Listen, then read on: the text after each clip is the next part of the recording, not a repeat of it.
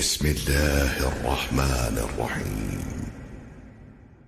تبارك الذي بيده الملك وهو على كل شيء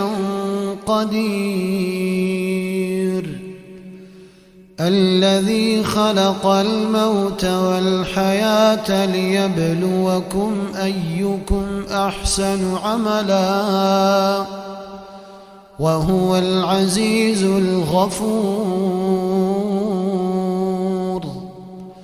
الذي خلق 7 سماوات طباقا، ما ترى في خلق الرحمن من تفاوت، فارجع البصر هل ترى من فطور، ثم ارجع البصر كرتين ينقلب إليك البصر خاسئا وهو حسير،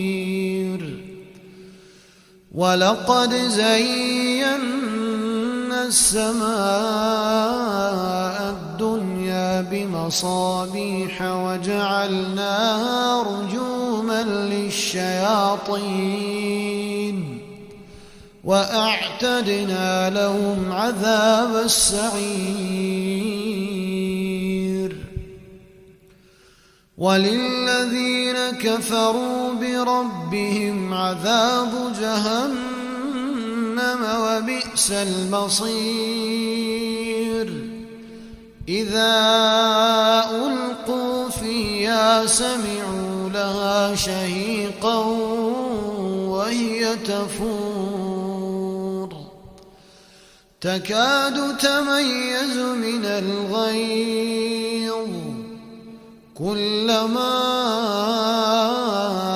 ألقي فيها فوج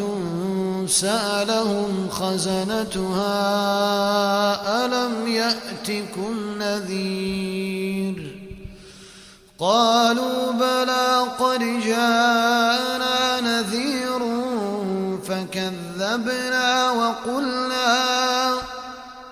وقلنا ما نزل الله من شيء إن أنتم إلا في ضلال كبير، وقالوا لو كنا نسمع أو نعقل ما كنا في أصحاب السعير، فاعترفوا بذنبهم فسحقا لأصحاب السعير، إن الذين يخشون ربهم بالغيب لهم مغفرة وأجر كبير، وأسروا قولكم أو اجهروا به إنه عليم بذات الصدور، ألا يعلم من خلق وهو اللطيف الخبير.